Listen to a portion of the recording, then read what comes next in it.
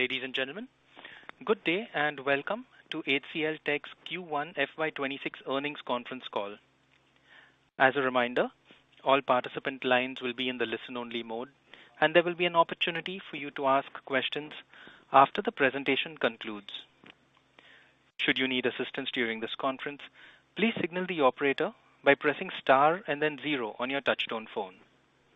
Please note that this conference is being recorded. I now hand the conference over to Mr. Nitin Mohta, Head Investor Relations. Thank you, and over to you, sir. Thank you, Darwin. Good morning and good evening, everyone. A very warm welcome to HCLTech's Q1 FY26 earnings call. We have with us Mr. C. Vijayakumar, CEO and Managing Director, HCLTech, Mr. Shiv Walia, Chief Financial Officer, along with the broader leadership teams to discuss the performance of the company during the quarter, followed by a Q&A. In the course of this call, certain statements that will be made are forward-looking, which involve a number of risks, uncertainties, assumptions, and other factors that could cause actual results to differ materially from those in such forward-looking statements. All forward-looking statements made herein are based upon information presently available to the management, and the company does not undertake to update any forward-looking statements that may be made in the course of this call.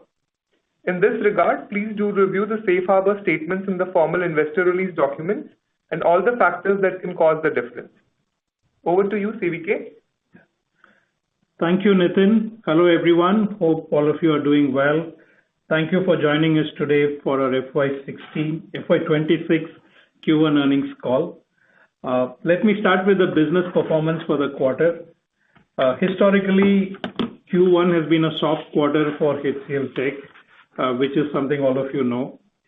During this quarter, our revenue increased by 3.7% on a year-on-year basis, while declining 0.8% sequentially. Growth rates I mentioned and would be referring to today are all in constant currency. This year-on-year growth was driven by several verticals, including technology and services, telecom and media, retail and CPG, and financial services. The ramp-up in March within the tech vertical has significantly contributed to this robust growth in the technology and services vertical. Geographically, it was driven by rest of the world as well as Europe. During the quarter, the environment remained stable at an overall level, while there were some variations across verticals, and it did not deteriorate as feared at the start of the quarter. Our operating margin came in at 16.3% and was lower than our plan. Q1 is seasonally the weakest quarter of the fiscal year, and the below plan operating margins was driven by 3 factors. One, our utilization dropped during the quarter as we built capacity in March for specialized skills and a large deal that is taking time to ramp up. This utilization drop was also due to ramp down in specific areas like automotive. In addition, the people that were released due to productivity benefits could not be redeployed due to skill and location mismatch. The second aspect was a one-off impact from a client bankruptcy. And the third and lastly, even though we have been hit by these unforeseen challenges, we remain committed to making investments in AI and go-to-market capabilities.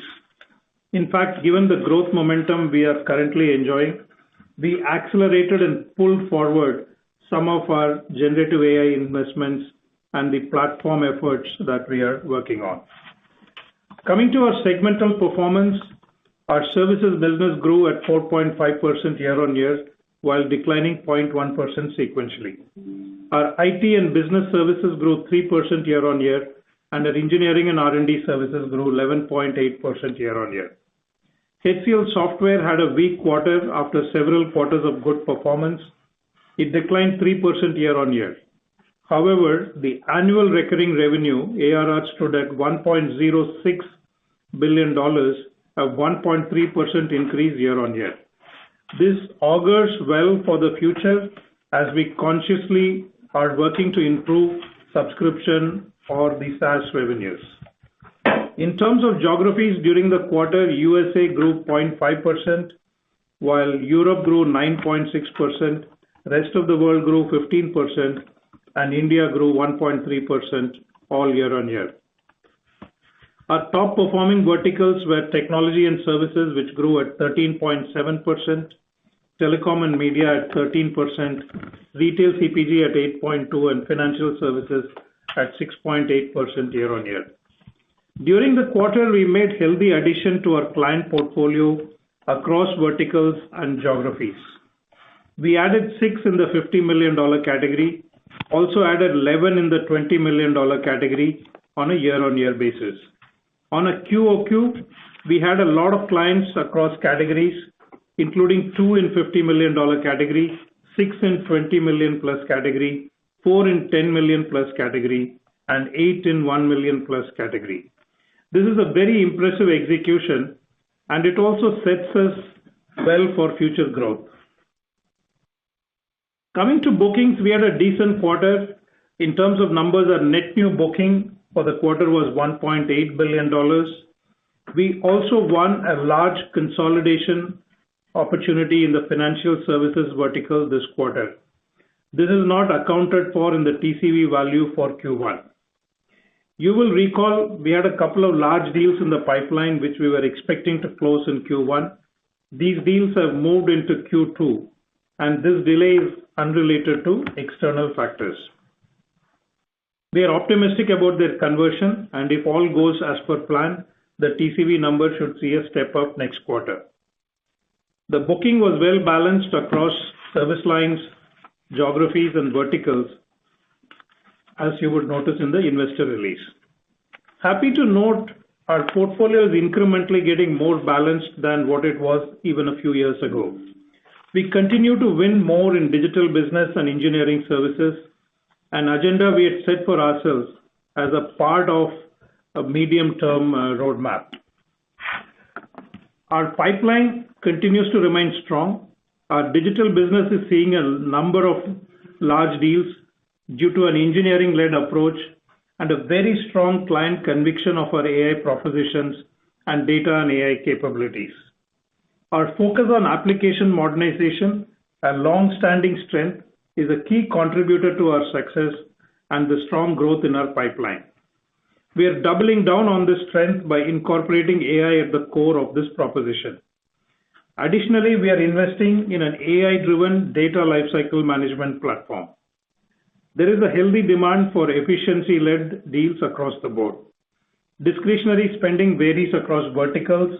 If I break it down to the vertical level, financial services and technology are showing promise, while we see public services and telecom to be stable, while we see some stress in manufacturing driven by auto, life sciences, retail, and CPG segments. Clients are continuing to look for AI-led transformational proposition, be it in software development or IT operation services.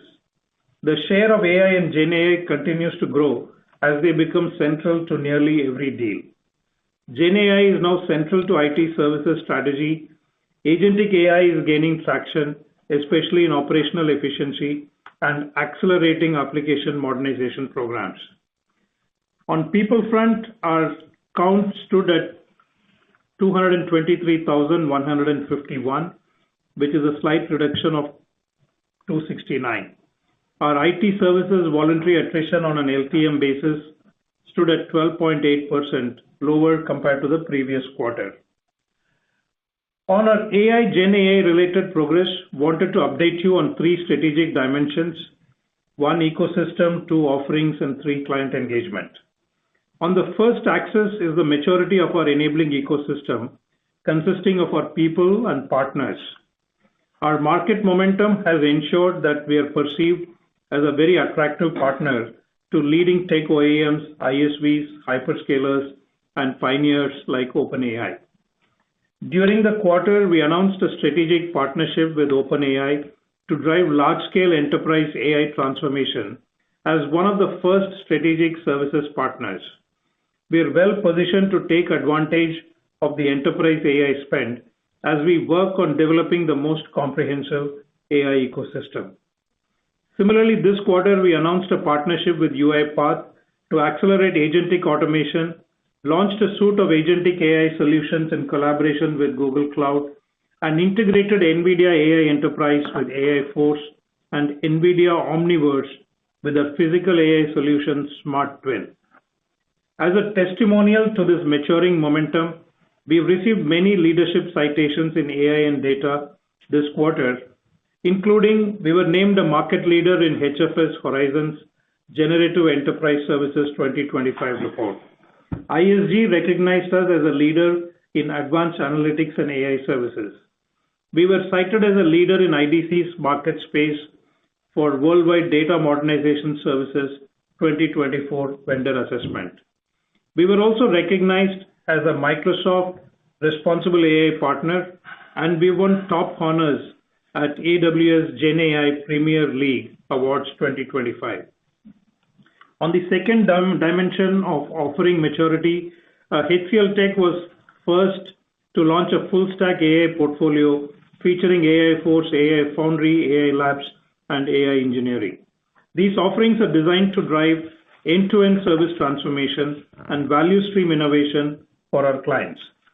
Some key aspects: our AI Force platform is now deployed across 35 clients and 70+ deployments and is the key solution enabler for several of our new wins. AI engineering is gaining good traction in physical and kinetic AI or robotics domains, while our data and cognitive infrastructure offerings have gathered momentum in the AI Foundry cluster. AI Labs are now moving to the next level, building COEs with partners and clients in niche and emerging tech areas. We are advancing our portfolio of industry-focused repeatable solutions across verticals.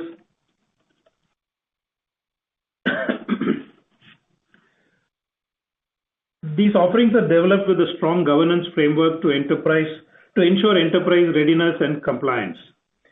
Building on FY25 innovation momentum, our platforms such as Contact Center as a Service, Net Insight, Trade Compliance, Insight Gen, and Clinical Advisor are maturing, while next wave solutions like Invoice to Payment and Lab as a Service are being launched.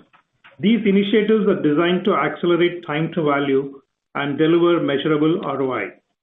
HCL Software is making significant progress on Agentic AI, Agentic Builder, and Orchestration Platform to build the agents, introduce the Max AI in HCL Unica Plus for smarter decision making, and hyper-personalized and real-time campaigns.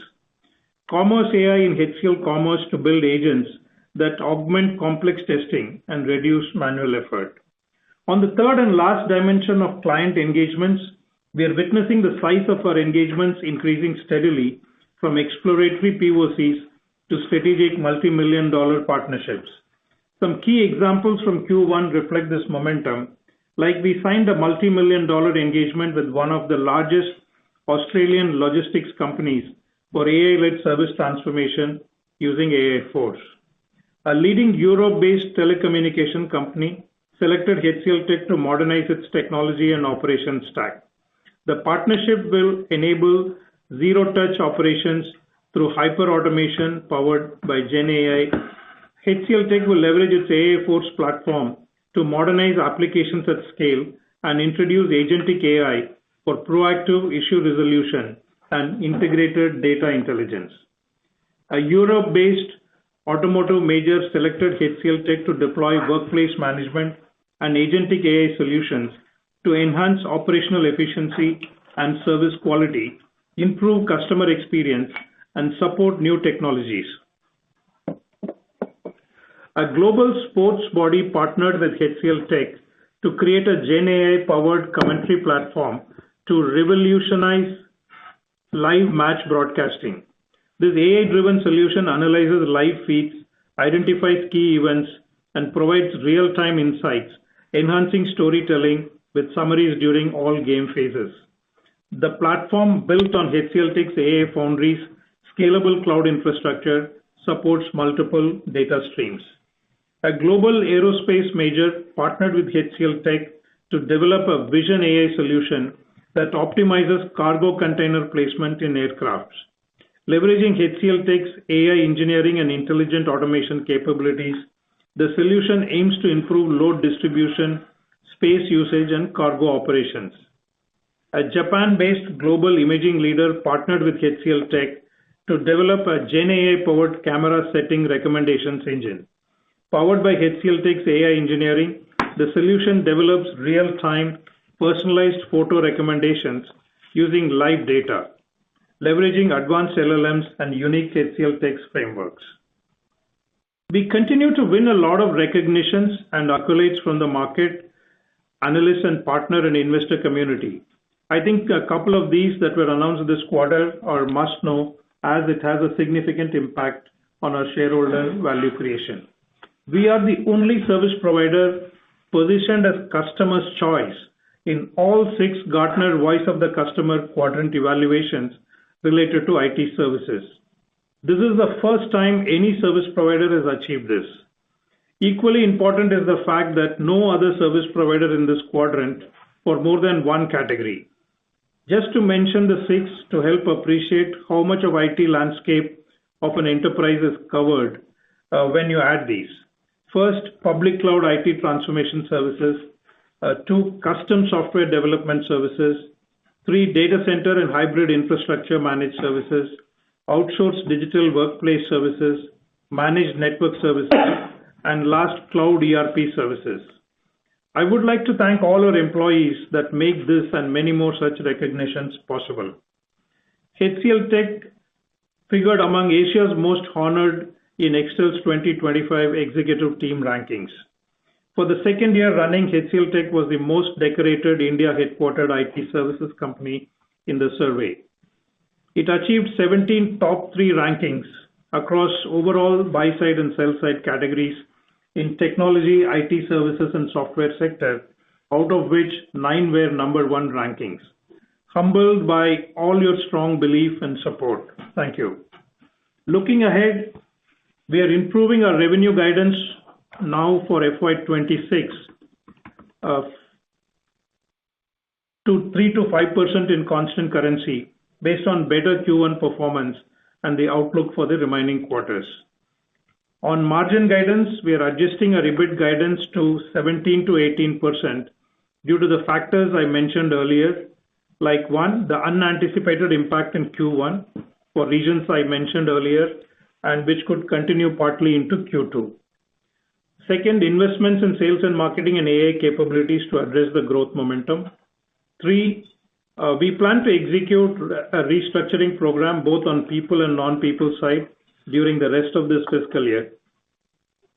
The one-time costs because of this are baked into the above guidance.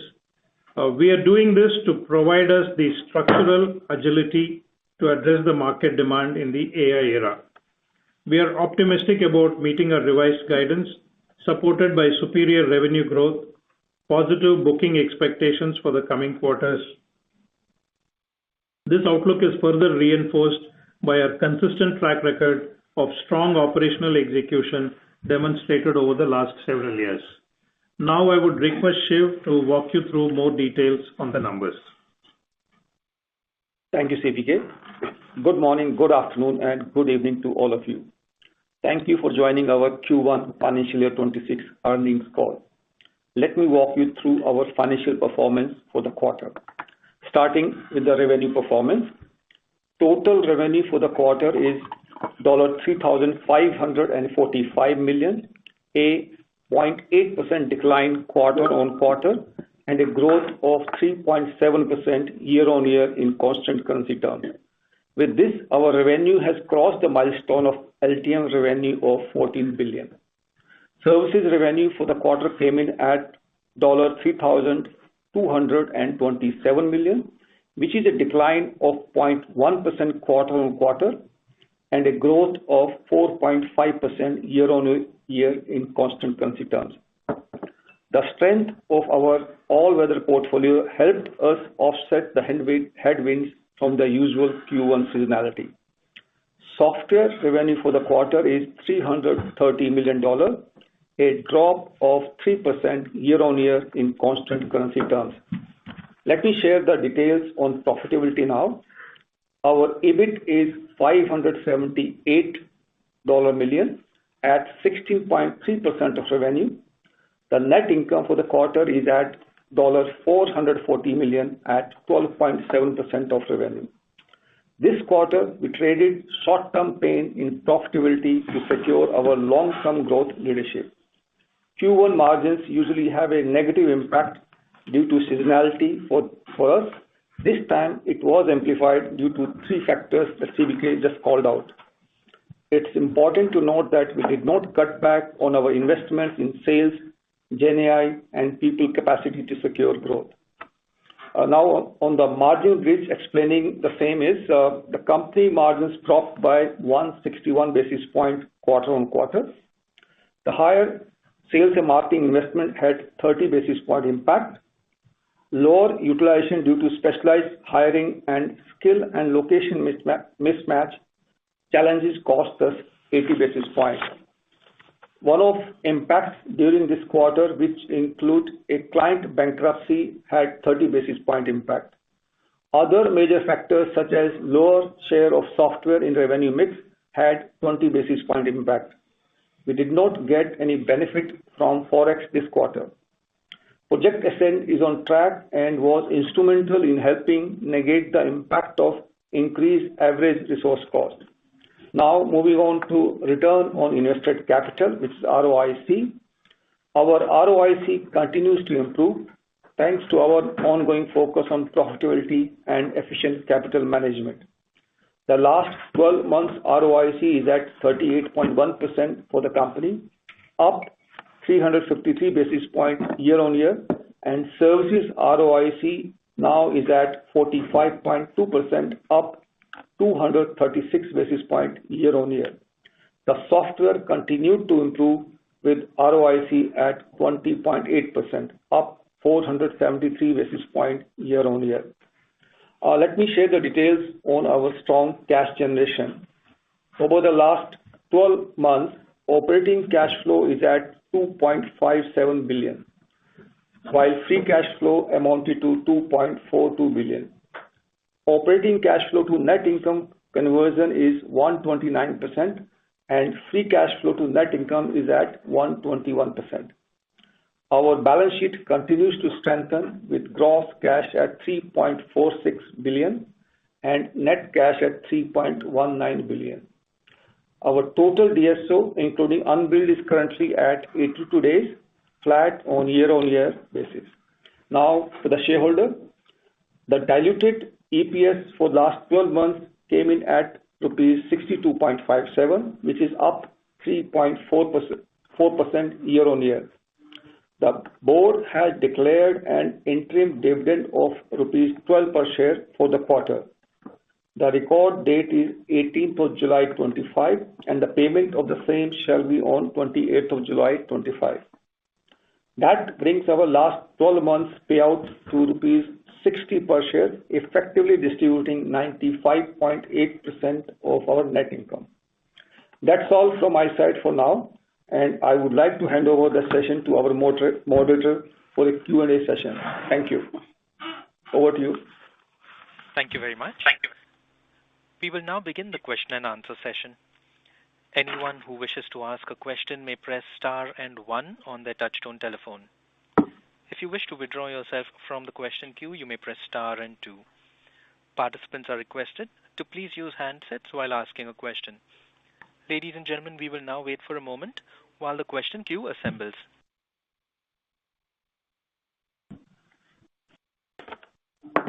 Our first question comes from the line of Ravi Menon from Macquarie.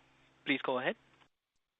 Hi, thank you for the opportunity and congrats on good revenue performance. So the way you described your utilization mismatch, it seems like more of a timing issue for a deal, at least in part. So then are you expecting this margins to probably exit this year closer to back to our original range? Yes, I think we are very clear we are not setting structurally the margin bar lower. I think it will continue to be 19 to 20.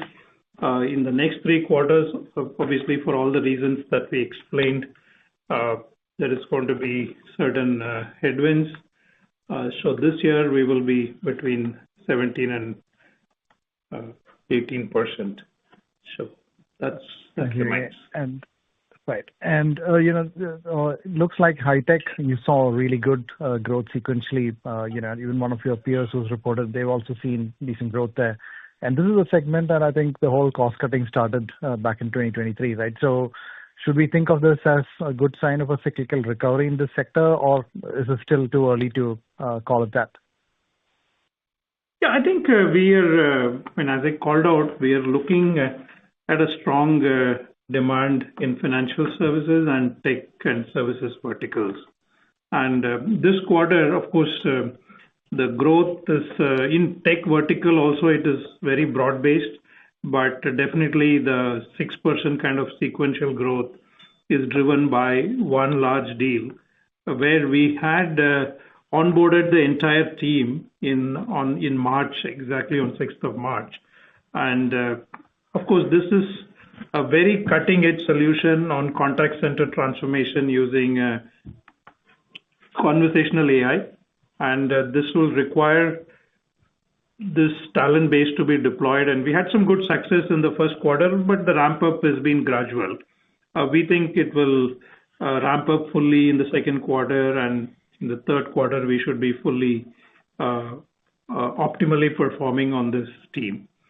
Outside that, structurally, the tech vertical continues to give us a lot of confidence.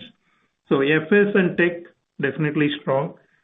We see some concerns in other verticals like auto in manufacturing, retail, CPG, and life sciences. There is pressure, but the rest of the verticals looks okay to me. Thanks so much. Shiv, one follow-up. You were saying that there is no gain in the margins from Forex. So I thought there was sharp depreciation of the rupee against both the euro and the pound. So why have we not seen any uplift from that? No. So this quarter, we did have some gain in euro, but that was offset by some loss in the INR depreciating versus previous quarter. Because the cost base we have in INR in India, so that's why both kind of offset each other. And usually, any appreciation in euro or pound translates to very little in terms of margin improvement for us, because I think our costs are quite significantly there onshore as well. Got it. Okay. Thank you so much. Thank you.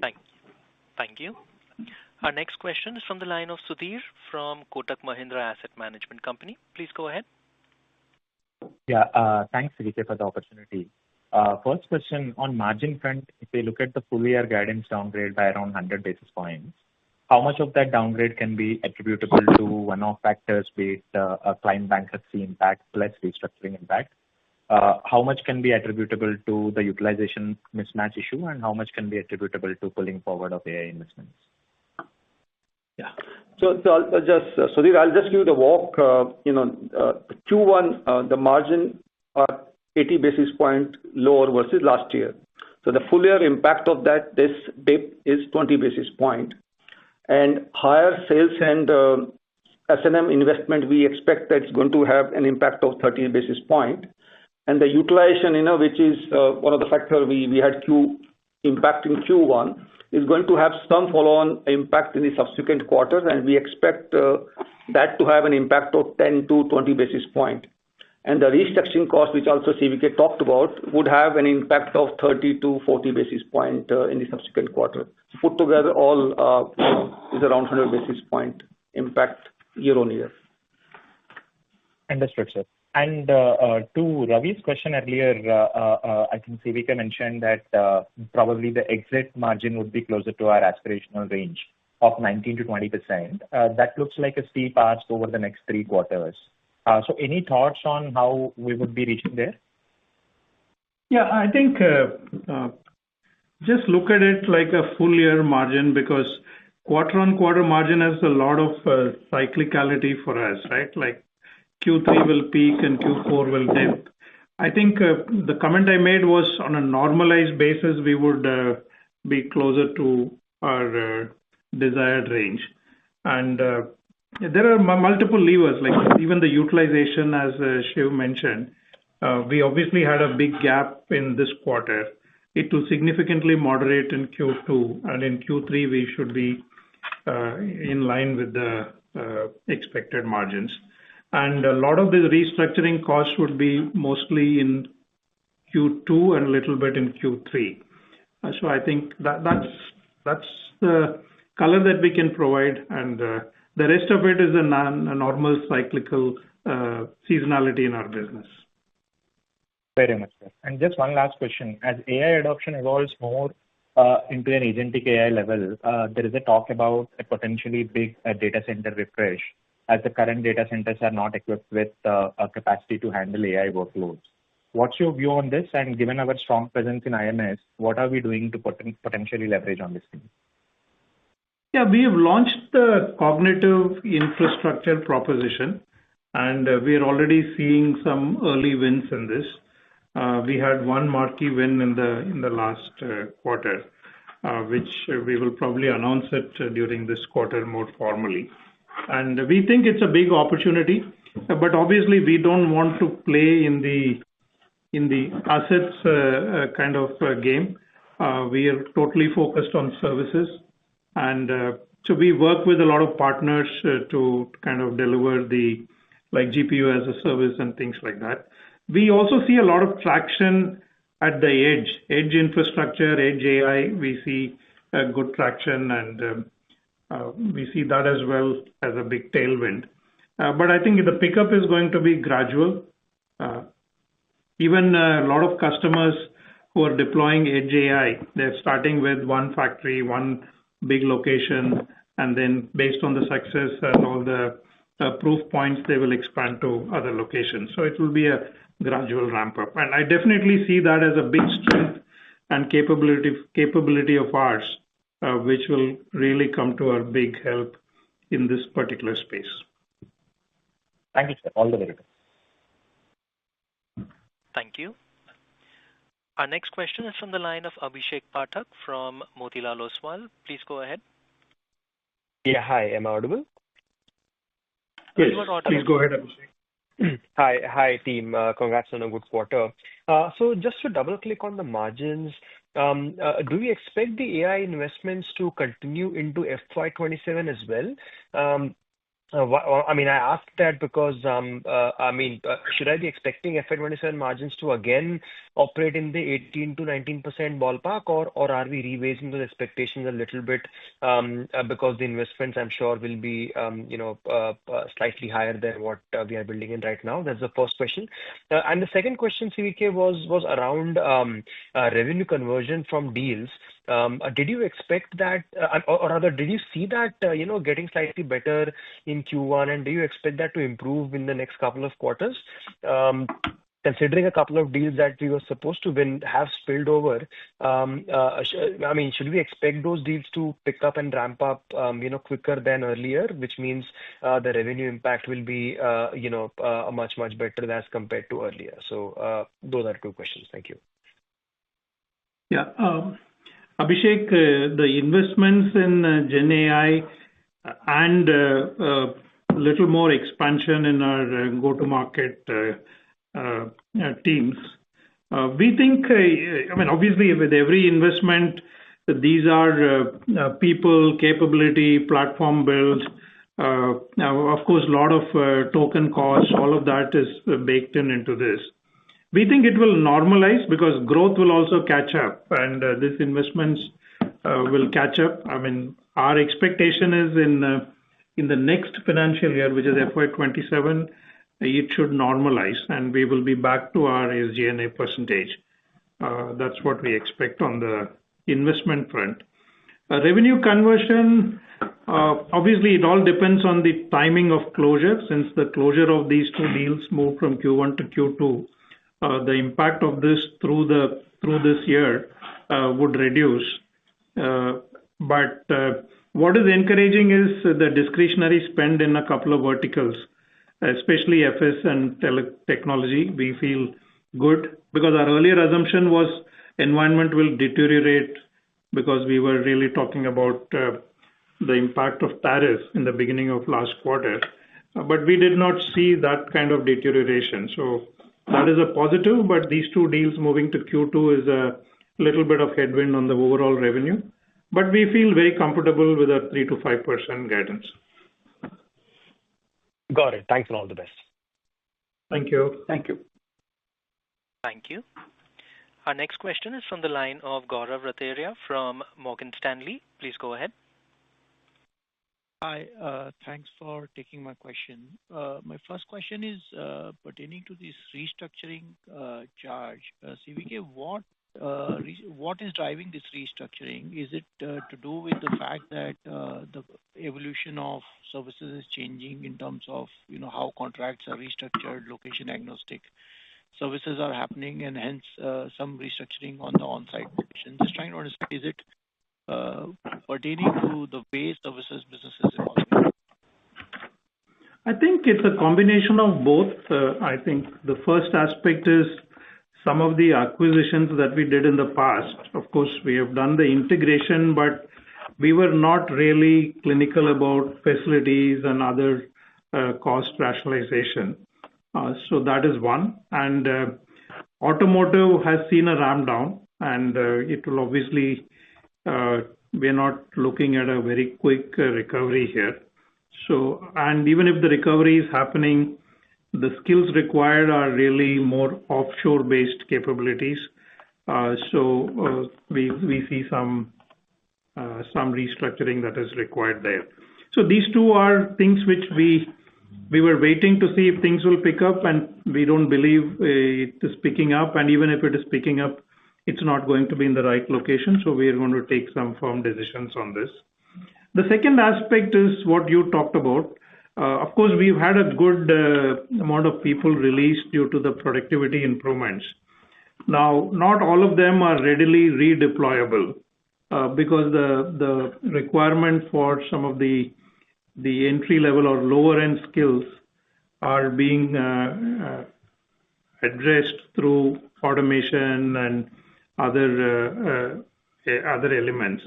So the training time is longer, the redeployment, some of them will get redeployed, but some of them may not be possible. So some amount of change in the industry is also kind of causing this. But as we adjust to this, a lot of proactive trainings are happening. So as we adjust to this, we see this moderate because we are also looking at people who could get potentially released, who should be upskilled and things like that much more proactively now, given that we've seen a good cycle of optimization-led releases. So I think in the future, this should get adjusted in the normal course of business. Got it. Second question on the talent strategy. We did talk about accelerating the intake of freshers last quarter, and we kind of saw that happening this quarter. What we kind of hear is that because of the productivity gain, a lot of the junior level jobs are getting automated, but at the same time, we are seeing increased intake of the freshers. So how do we reconcile what's really happening? And, eventually, how do you think overall pyramid will shape up over the next 3-5 years, keeping in mind the repeatable solutions that you're building in the platforms that you're building? Yeah, I'll request Ram, our Chief People Officer, to respond. Yeah, sure, CVK. So we are calibrating our approach. This is something that we have been talking about for a couple of quarters now. One calibration that we are doing is we are focusing more on specialization. So our fresher intake is no longer just based on numbers, it's based on skills and specialization. So that is one level of calibration that we've done in terms of how we are approaching the fresher hiring program itself. We have also re-indexed our compensation plans as well for our freshers. While the regular cadre in the India context, the base compensation is 4.25 lakhs. The specialist or the elite category that we do now is in the range of 3x higher than the base compensation that we do on the services side. On the software side, it's upwards of 4x of the base compensation that we do. So there is extreme level of specialization that we are focused on. And we're attracting the talent by also revising our compensation plan. So there's significant amount of work that has happened over the last 6-8 months to overhaul and recalibrate our entry-level talent plans. And that is showing some early signs of the program working well, and that's what we look to accelerate. Thank you for the detailed answer. Last question, if I may squeeze in, what are the factors that take you to the upper end of the guide? Is it more dependent on macro, or is it dependent on your deal wins getting back to the aspiration level of 2.5 billion plus per quarter? Thank you. I think, obviously we have seen some macros play out differently in different verticals. So we are just assuming that same will continue. We're not expecting some recovery in manufacturing and life sciences and retail CPG, but at the same time, we expect FS and tech and services to continue the discretionary spend. So we are looking at whatever we are seeing now will continue during the rest of the year. Bookings, I think we are, some of the vendor consolidation deals that we have signed, though they are not in TCV, we really expect a very, very quick ramp up, especially in financial services, to support some of the growth which we have lost due to the deals moving from Q1 to Q2. So I think these are the assumptions, and at this point, we feel very comfortable with our revenue guidance. Thank you. Thank you. Ladies and gentlemen, we request you to please limit yourselves to one question per participant. We have the next question from the line of Kumar Rakesh from BNP Paribas. Please go ahead. Hi, good evening, and thank you for taking my question. My first question was more of a clarification. So you called out lower utilization as one of the drivers for the lower margin in the quarter by about 80 bips. If I look at your headcount sequentially, it has come down in line with your services revenue, and on a YOY basis, the decline is actually lower than revenue growth being actually higher. So where is this lower utilization coming from? Is it the subcontracting which has inched up, and that's where you were building capacity? Yeah, a large part of it was the ramp up that we did in March. I think I called it out a couple of times. That was one element which is causing this. And the second element is really the people who are getting released from productivity benefits and inability to redeploy them. And the third element was the decline that we've had in automotive for maybe now 3 quarters. That has also released some capacity. We are continuing to see non-linearity in our business, like revenue growth and people count growth. We saw that significantly play out in FY25, and even in Q1, the year-on-year revenue growth versus year-on-year people count, there is a decoupling. So you will see that, but you can still have underutilized people within the existing people universe that we have. Thanks, CVK, for that.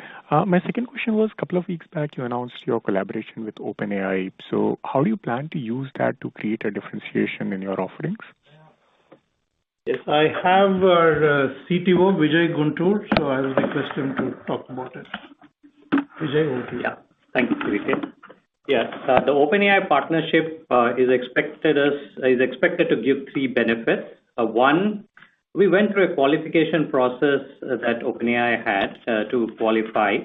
It will help us work closely with OpenAI to serve OpenAI's customers and do their forward engineering and get OpenAI adoption into customers. That is the first benefit.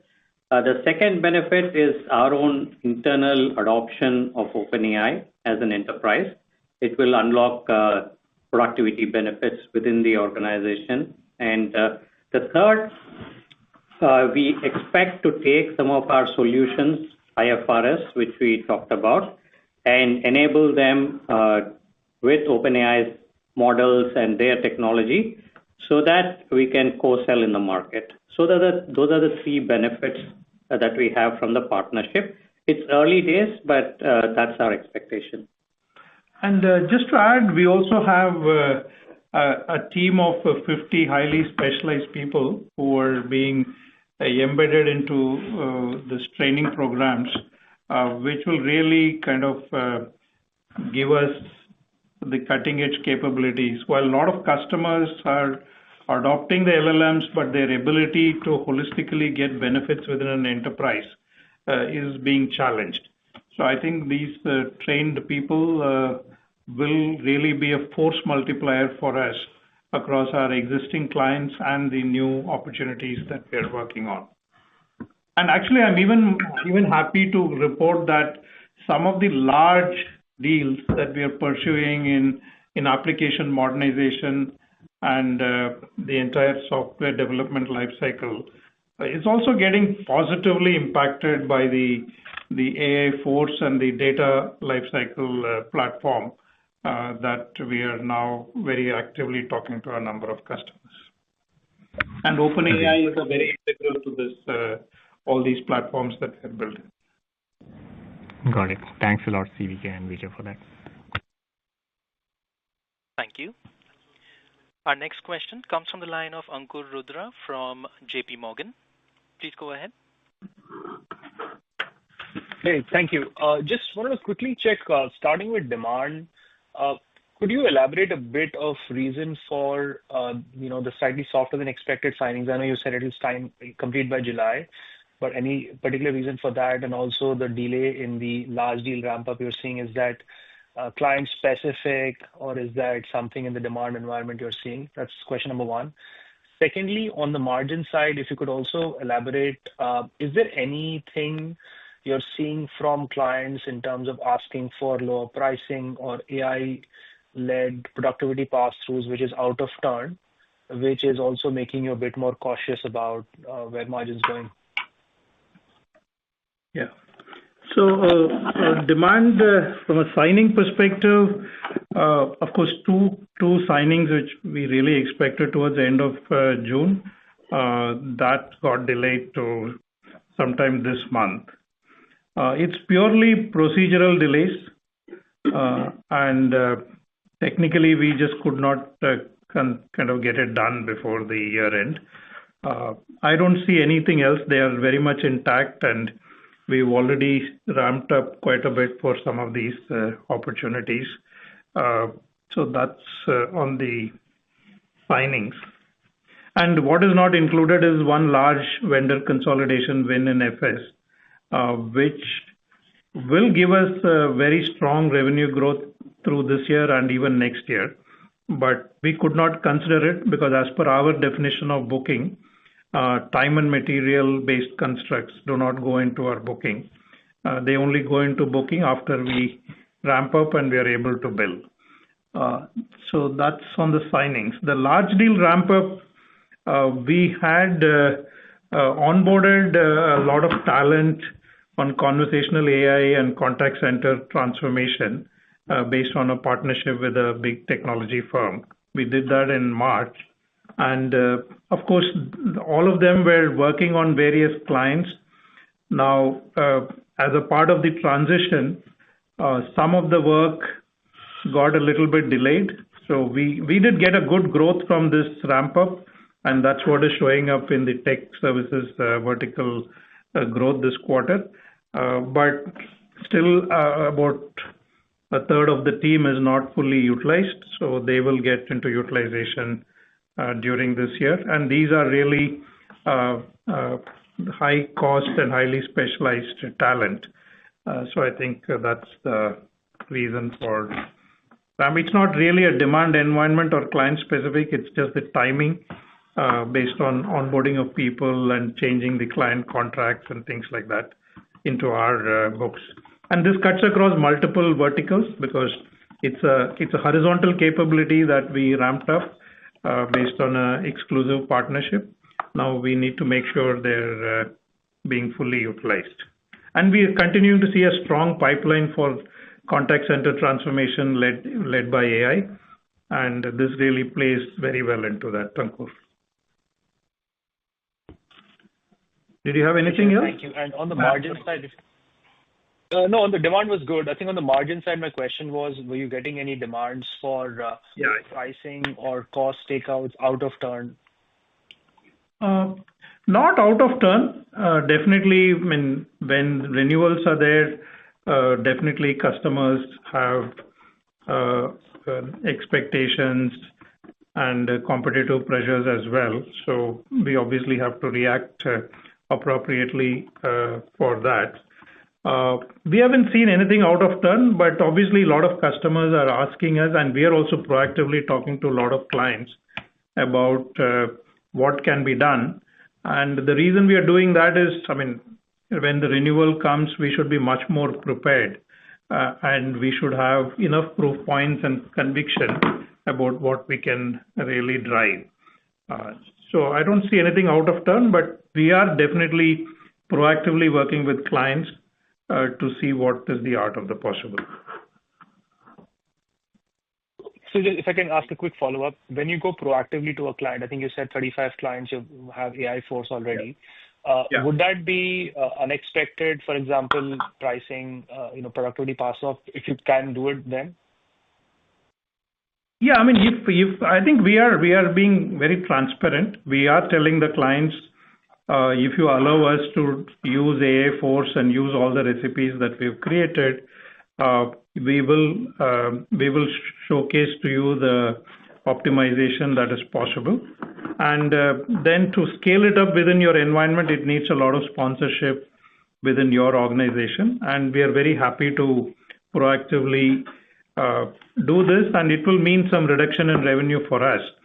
And we are okay with that. And the whole hypothesis is when we are doing that, there is going to be an increase in wallet share in the existing client.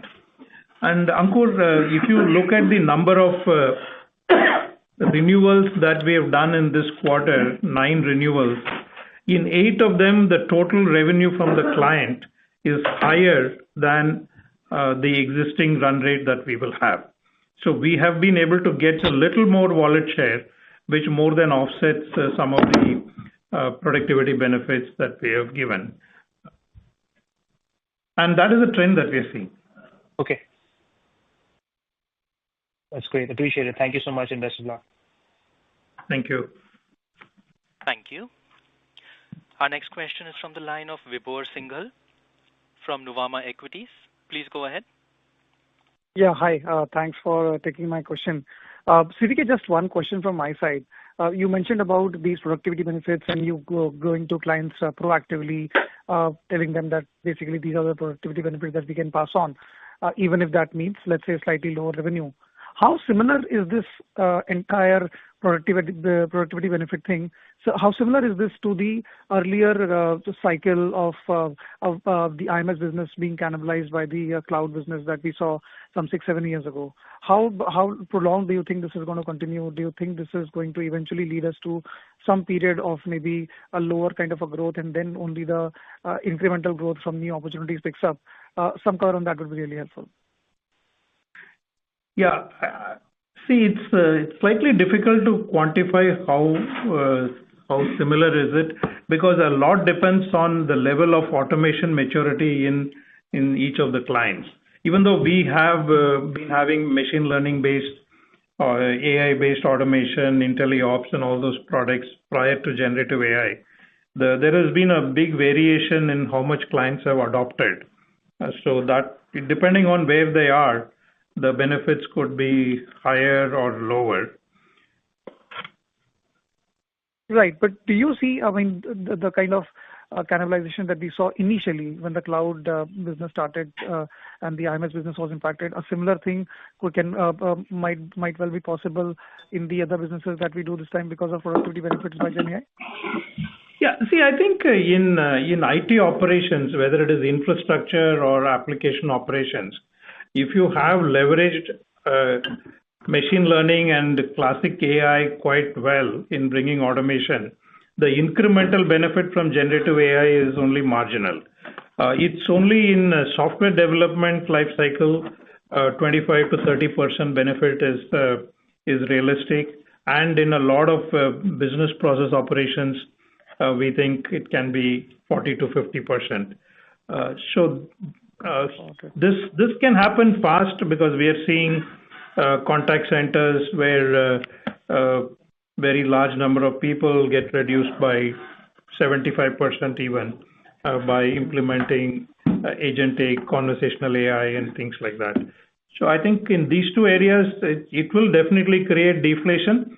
But the only positive aspect is there is so much of legacy applications and legacy landscape. So modernization gets accelerated in a lot of these cases. So that is also causing some kind of demand uplift to offset this deflation. Got it. One last question, if I may. So sorry to interrupt. We request you to please rejoin the queue if you have follow-ups. Sure. Thank you. Thank you. Our next question is from the line of Prashant Kothari from Pictet. Please go ahead.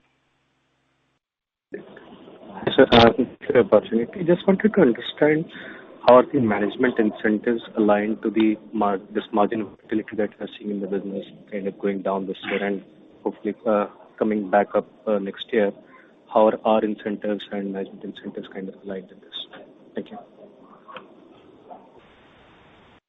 Sorry, we didn't understand the question. You were a little bit, there was some noise on the line.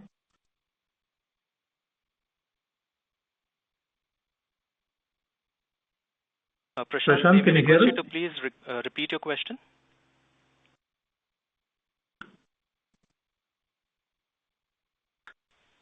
Sorry, am I audible now? Yes, go ahead, please. Yeah. My question was, how are the incentives for the management aligned with this margin volatility that we are now seeing in the business? The margins are supposed to go down this year and then again kind of maybe rebound next year. How are our interests aligned with the management? Thank you. I think we have, obviously, we know the reasons for margin drop. So I think if you look at, obviously at the top leadership level, we are aligned to do what is right in the long term, not necessarily looking at individual years as a big metric. Of course, it is a metric, but not necessarily a big metric. But if you look at the larger organization, some normalization due to these one-off factors are definitely considered when we evaluate the performance. Thank you. Ladies and gentlemen, we will take that as our last question for today. I would now like to hand the conference over to Mr. C. Vijayakumar, CEO and MD, for closing comments. Over to you, sir. Yeah, thank you. And I really appreciate all of you joining. I know it's late in the evening in India. And thank you for everyone who's joining from across the globe. We've started the year on a strong revenue momentum.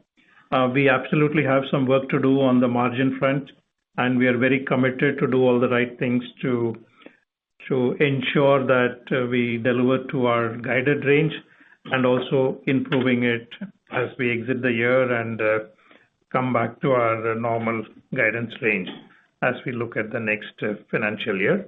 Thank you for your support, and I look forward to talking to you or seeing you in the subsequent interactions. Thank you and have a good evening. Thank you. On behalf of HCLTech, that concludes this conference. Thank you all for joining us. You may now disconnect your lines.